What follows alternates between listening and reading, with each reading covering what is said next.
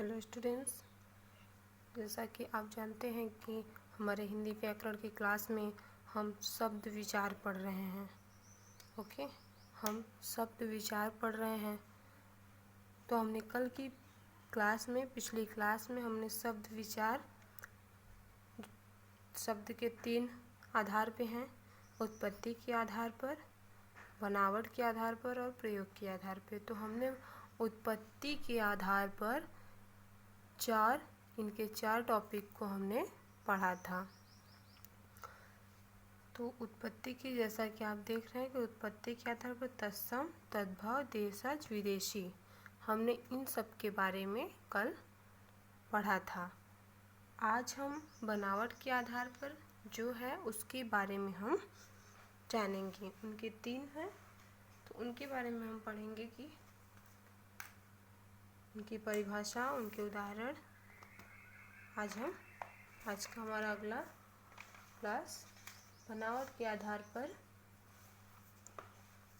कौन कौन से आते हैं: रूढ़, यौगिक, योग रूढ़। तो इन तीनों को हम जानेंगे। तो चलिए स्टार्ट करते हैं।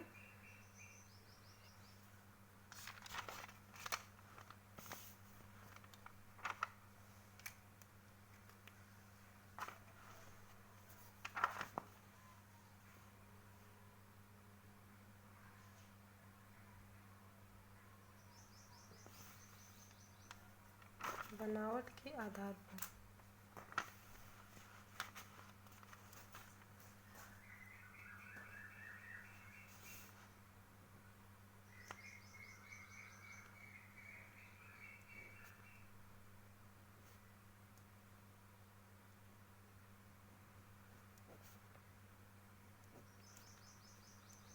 बनावट के आधार पर 3 तरह के आते हैं।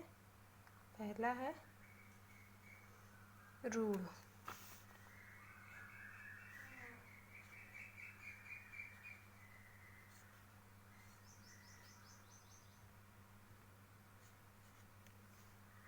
पहला क्या है? रूढ़। रूढ़ किसे कहते हैं? ठीक, अभी जाने कि रूढ़ किसे कहते हैं। तो बच्चों, रूढ़ ये ऐसे शब्द होते हैं जिनके टुकड़े किए जा सकते हैं। यदि इनका टुकड़े करें तो इनके टुकड़े किए जा सकते हैं। ऐसे शब्द हैं जिनके टुकड़े नहीं किए जा सकते। यदि इनके टुकड़े करें तो कोई अर्थ नहीं निकलता है। ठीक, समझ रहे हैं बात को कि ये ऐसे, मतलब रूढ़ शब्द ऐसे, रूढ़ के अंतर्गत जो शब्द आते हैं, जो शब्द होते हैं, इनके टुकड़े नहीं किए जा सकते। यदि इनके टुकड़े हम करते हैं तो इनका कोई अर्थ नहीं निकलता है। लिखकर देखें।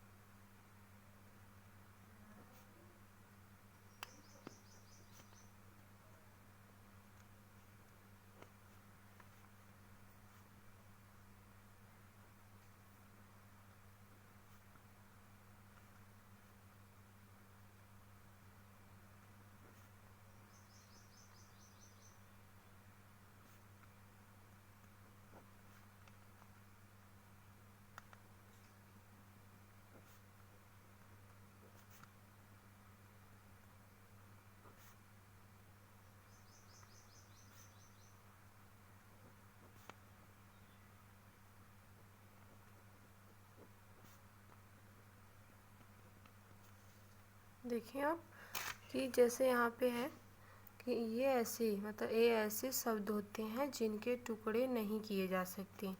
जिनके टुकड़े नहीं किए जा सकते। यदि इनके टुकड़े करें तो यदि इनके टुकड़े करें तो कोई अर्थ नहीं निकलता है। ठीक,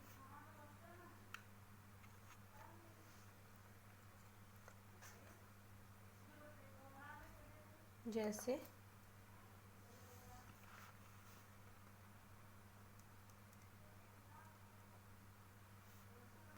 जैसे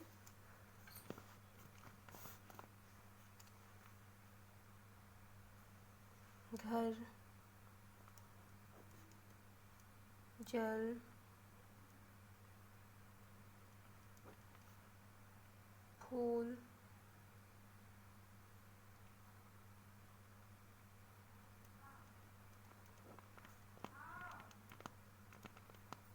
सड़क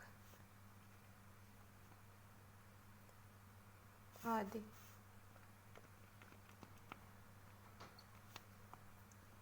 देखिए, तो ये ऐसे शब्द होते हैं जिनके टुकड़े नहीं किए जा चाहिए। अगर आप ही समझें कि अगर इसके हम टुकड़े करेंगे तो इसका कोई भी अर्थ नहीं निकलता। अगर घर को हम इसका टुकड़ा करें तो क्या करेंगे इसमें? ना तो इसमें मात्रा है, न ही कुछ है, तो क्या इसमें अलग करेंगे? समझ रहे हैं बात को कि घ फिर अलग करेंगे, घ फिर र, तो घ का क्या अर्थ है, र का क्या अर्थ है? कोई अर्थ नहीं निकल रहा है। तो इससे पता चलता है कि ये रूढ़ शब्द है। अब देखिए यौगिक।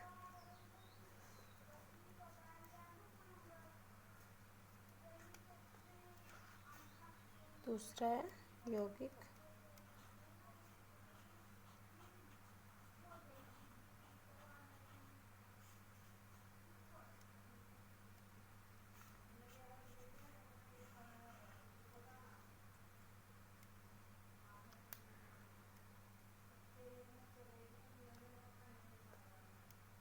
ये शब्द वो शब्द मतलब यौगिक जो होते हैं।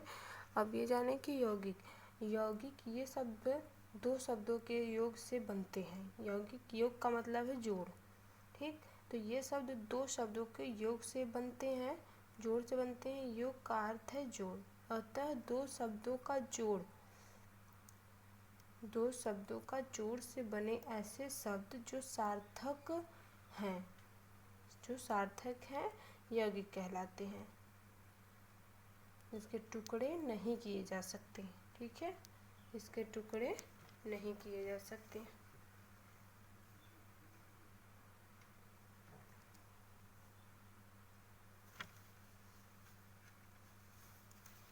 लिखकर देखिए, ये शब्द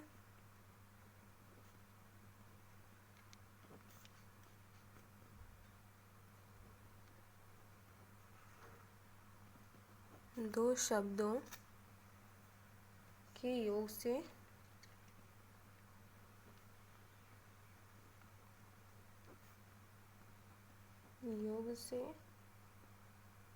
बनते हैं।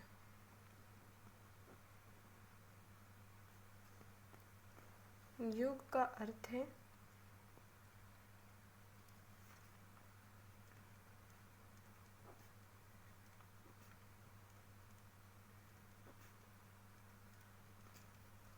का अर्थ है जोड़।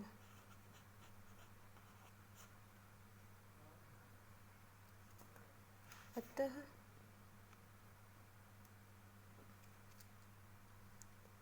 दो शब्दों के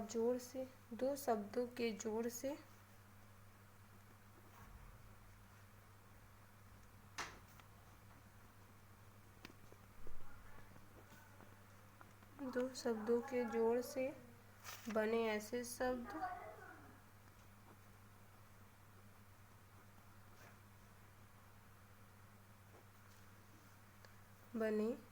शब्द जो सार्थक हैं।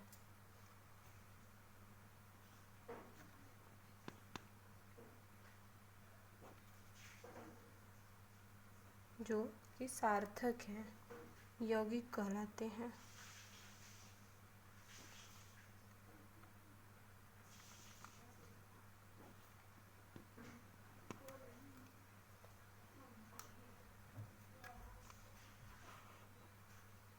ठीक, जैसे मतलब जिसके टुकड़े नहीं किए जा सकते। समझ रहे हैं बात को कि ये शब्द दो शब्दों के योग से बनते हैं, तो ये शब्द दो शब्दों के जोड़ से या दो शब्दों के मेल से बनते हैं।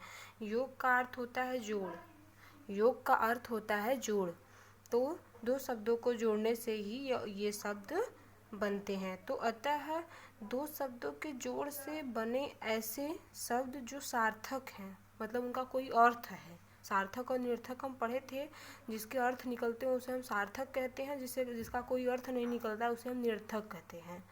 ठीक, तो जोड़ से बने ऐसे शब्द जो सार्थक हैं यौगिक कहलाते हैं। जैसे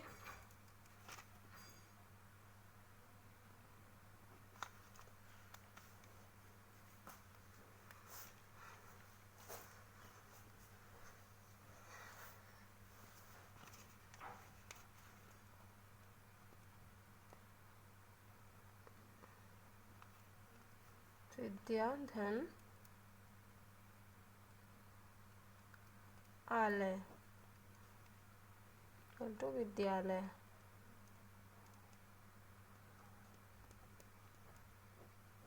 दो शब्दों को मिलकर बना है। पाठ, धन, शाला, रबर, पाठ, शाला। देखिए ये दो शब्दों के मेल से बना है पाठशाला, तो दो शब्द हुआ ना, पाठ प्लस शाला, पाठशाला। अब आया देशभक्त, देशभक्त।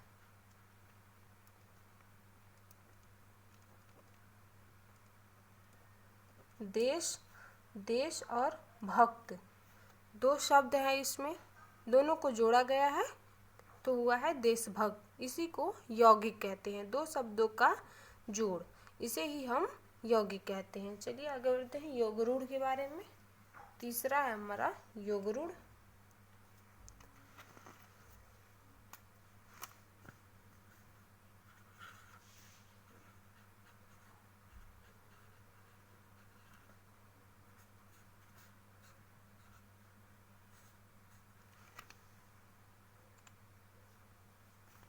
अब देखिए कि योग रूढ़ किसे कहते हैं। योग रूढ़ में ऐसे शब्द आते हैं जो कि ये ऐसे शब्द होते हैं जिनके टुकड़े तो हो सकते हैं, परंतु उन टुकड़ों का सीधा अर्थ न निकलकर कोई विशेष अर्थ निकलता है।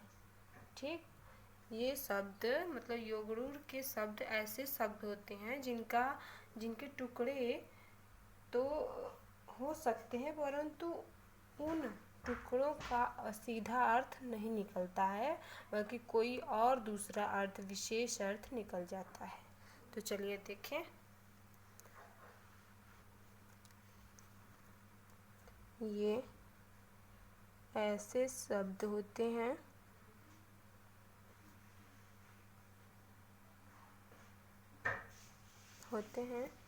जिनके टुकड़े तो हो सकते हैं, जिनके टुकड़े तो हो सकते हैं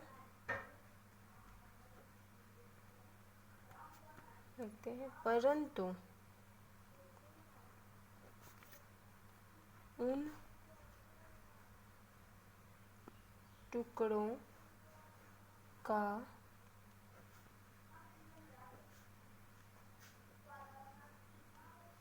सीधा अर्थ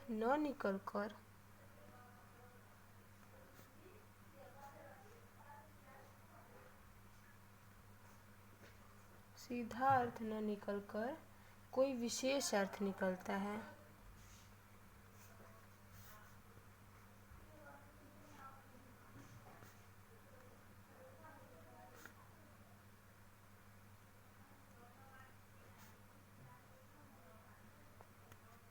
जैसे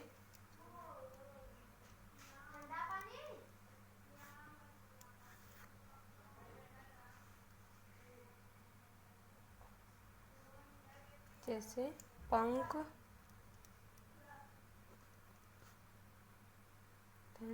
ज। तो यहाँ पर कीचड़ में जन्मा अर्थात कमल, समझ रहे हैं, कीचड़ में जन्मा अर्थात कमल। पंकज मीन्स क्या, पंकज में मतलब क्या होता है, कमल। पंकज किसे कहते हैं, कमल को कहते हैं। तो टुकड़े तो हैं, मतलब इसका जो जो तीसरा अर्थ टुकड़े हो सकते हैं, सीधा अर्थ न निकल कोई विशेष अर्थ निकलता है। ठीक, देखिए कीचड़ में जन्मा, पंक मीन्स कीचड़ होता है,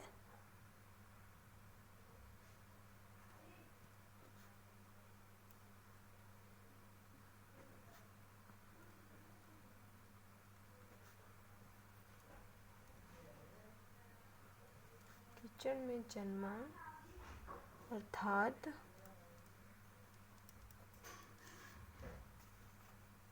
कमल।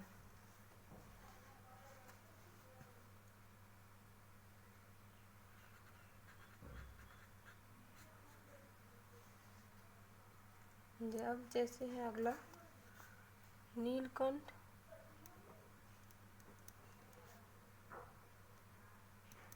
कंठ, नीले कंठ वाले अर्थात शिव।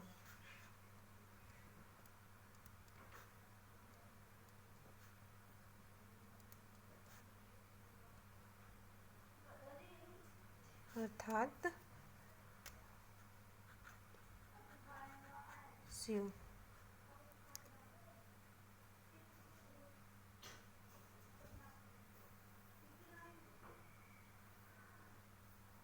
तो ध्यान दें यहाँ पे कि योग रूढ़ जो है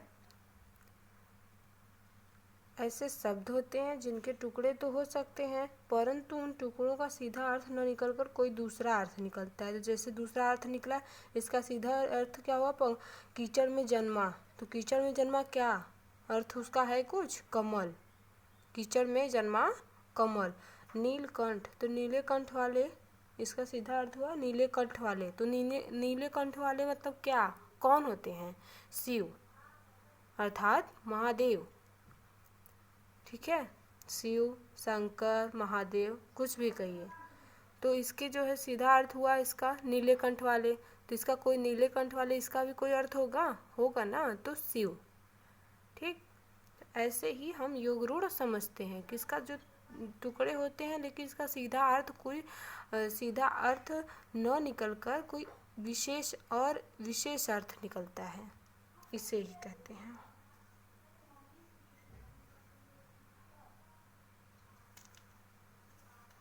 चलिए आगे देखिए, बनावट के ये था हमारा बनावट के आधार पर,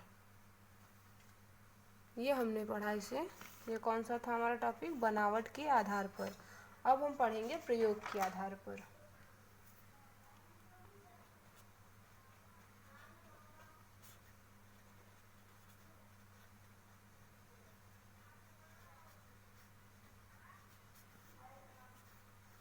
ठीक, अब हम पढ़ेंगे प्रयोग के आधार पर। प्रयोग के आधार पर दो शब्द आते हैं, कौन कौन से, विकारी शब्द और अविकारी शब्द। तो चलिए पहले देखें विकारी शब्द।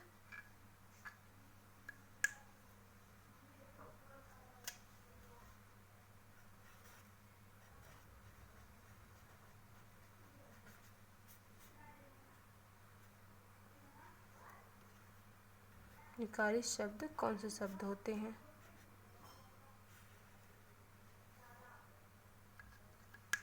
पहले जानें कि विकारी शब्द क्या होते हैं।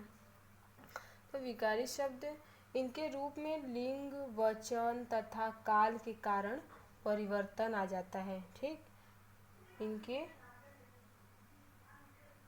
इनके रूप में लिंग, वचन तथा काल के कारण इसमें परिवर्तन आ जाता है। ठीक, समझ रहे हैं बात को।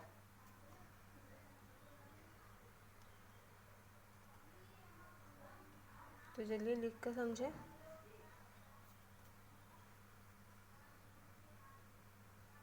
इनके रूप में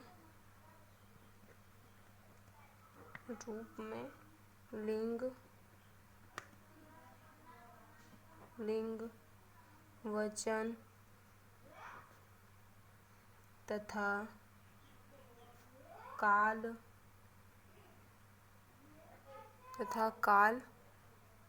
के कारण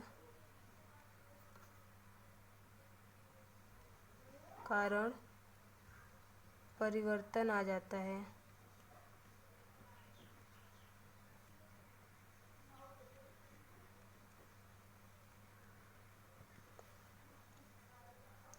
जैसे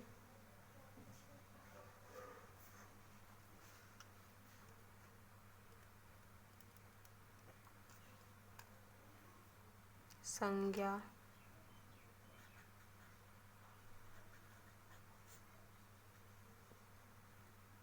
सर्वनाम,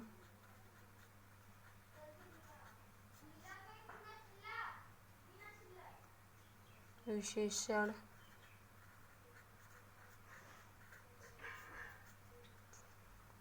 क्रिया।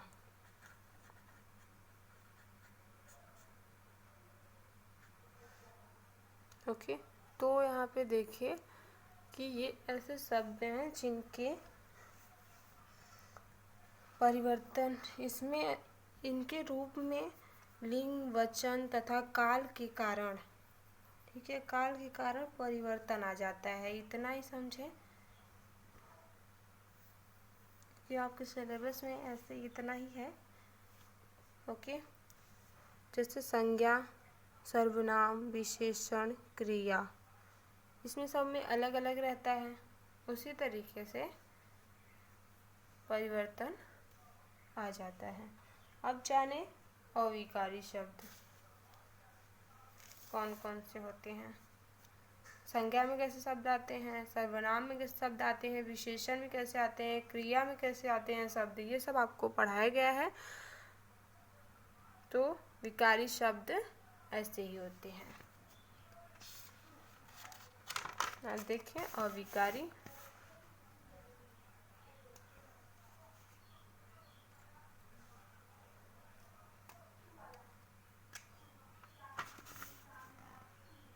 दूसरा है हमारा अविकारी।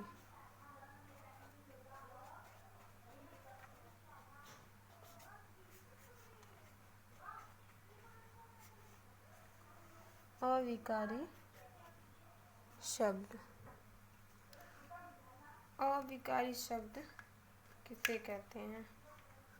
तो अविकारी शब्द, इनके रूप में ध्यान दीजिए कि इनके रूप में कभी भी किसी भी स्थिति में कोई बदलाव नहीं आता है। इनके रूप में कभी भी चाहे कुछ हो जाए या इनके रूप में कभी भी किसी वाक्य में इनके किसी भी तरह का कोई बदलाव नहीं आता है। ध्यान दीजिए, इनके रूप में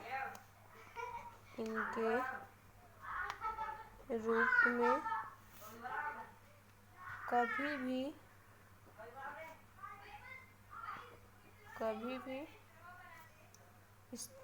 किसी भी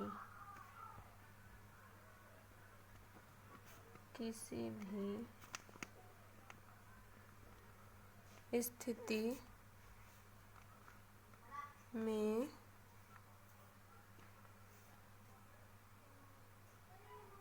कोई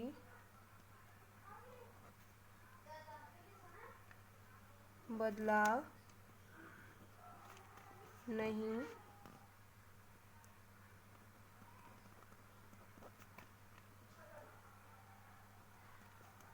आता है ना।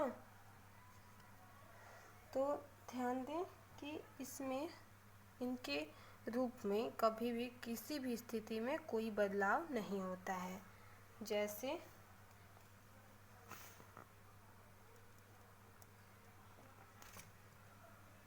क्रिया विशेषण,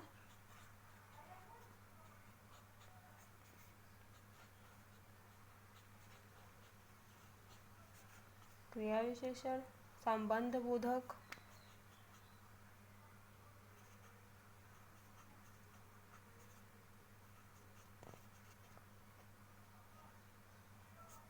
संबंध बोधक, जो कि संबंध बोधक भी आपको पढ़ाया गया है। समुच्चय बोधक,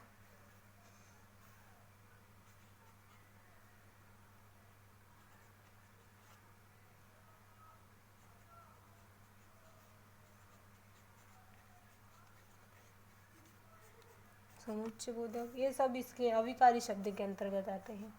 तथा विस्मयादि बोधक,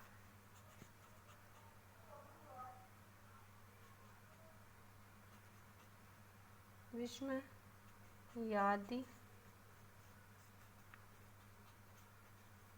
बोधक आदि।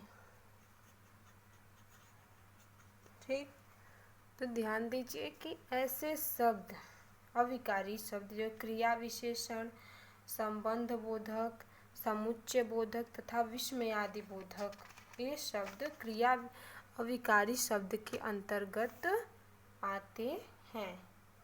एक बार रिपीट कर लेते हैं, क्योंकि अगला हमारा जो क्लास स्टार्ट होगा तो नेक्स्ट टॉपिक होगा, तो इसे हम ध्यान से देख लें पहले स्टार्टिंग से। आज हमने बनावट के आधार पर यहाँ से पढ़ा। ओके, हम पढ़ रहे हैं शब्द विचार। शब्द विचार जो कि उत्पत्ति के आधार पर हमने कल की क्लास में पढ़ा था। आज की क्लास में हमने बनावट के आधार पर और प्रयोग के आधार पर पढ़ लिया है। तो इसे अच्छे से देखें, आप देख सकते हैं, जैसे कि आप रिपीट करते हैं, ये आपको समझा दिया गया है 2 बार, इसे भी एक बार समझा देते हैं। देखिए, रूढ़, रूढ़ में ऐसे शब्द होते हैं जिनके टुकड़े नहीं किए जा सकते। यदि अगर इनके टुकड़े होते हैं तो कोई अर्थ इसका सीधा नहीं निकलता। जैसे घर, तो घ अलग करे, र अलग करे तो कोई मतलब नहीं होगा हमारा। ज अलग करे, ल अलग करे तो कोई अर्थ नहीं होगा उस शब्द का। न तो ल का कोई अर्थ होगा, न तो ज का कोई अर्थ होगा मिला के। इसको अगर मिला देते, क्योंकि इसमें कोई मात्रा नहीं है, मात्रा इसमें कोई नहीं है, मात्रा लगा है यहाँ पे, मतलब ऐसे मात्रा नहीं है जो कि हम मतलब कि वो सिद्ध हो सकें, और क्लियर इसमें नहीं हो पाता है। ठीक, इसमें क्लियर नहीं हो पाता है। तो जल, ऐसे शब्द अगर हम उसके टुकड़े करें तो कोई अर्थ उसका नहीं निकलता है। ओके, अब देखिए यौगिक, यौगिक ये शब्द होते हैं, ये शब्द 2 शब्दों, यौगिक का मतलब योग, तो योग का मतलब है, योग का मतलब होता है जोड़। यहाँ पे देख रहे हैं, योग का मतलब है जोड़, योग का अर्थ है जोड़। तो जोड़ मतलब अर्थात 2 शब्दों का जोड़, अतः 2 शब्दों के जोड़ से बने ऐसे शब्द सार्थक हैं, यौगिक कहलाते हैं। तो अभी पिछले भी क्लास में आपने सार्थक और निरर्थक पढ़ा था। सार्थक जो कि जिसका कोई अर्थ निकलता हो वो सार्थक शब्द होते हैं, जिनका कोई अर्थ नहीं निकलता वो निरर्थक शब्द होते हैं। ठीक, तो इसी तरह 2 शब्दों का यहाँ पे मेल हुआ है, विद्या धन आलय, तो विद्यालय। पाठशाला, तो क्या हुआ, पाठशाला। इसमें 2 शब्द हैं, पाठ और शाला, तो दोनों को मिला के गया है, मिल गया है, मतलब इन दोनों को जोड़ दिया गया है, योग कर दिया गया है, तो ये हुए हैं पाठशाला।